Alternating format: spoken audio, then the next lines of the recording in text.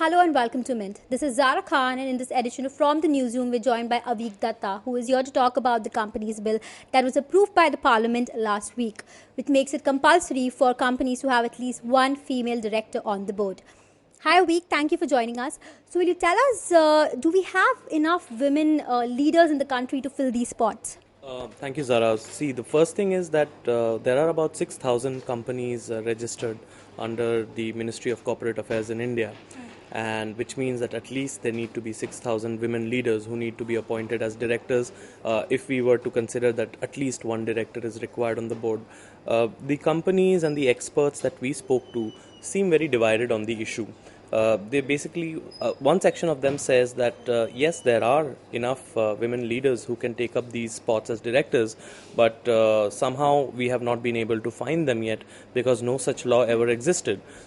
However, there is another set of people who seem to think that it may be a challenge to suddenly find so many women leaders who are qualified and have the requisite experience to serve on the board of companies, given that no such law existed prior to this, and the representation of women in the board of directors in India is very, very low at the moment, even by global standards.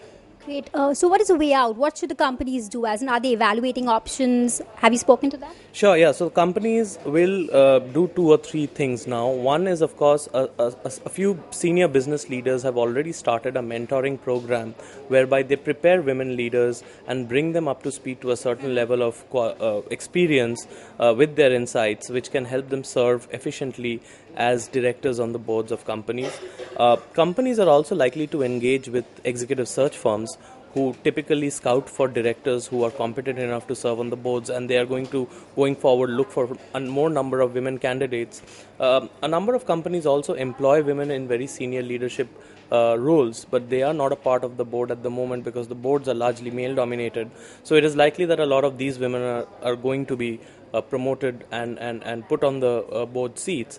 And some of the people that we spoke with were of the opinion that there are enough women, they just need to be found. And I think that is something that the companies will have to kind of seriously look into, because apart from everything else, the sense that we got is that why only one? There should ideally be two women directors on the board, is what people said, because women directors, they believe, bring in a lot of high standards when it comes to corporate governance on a board.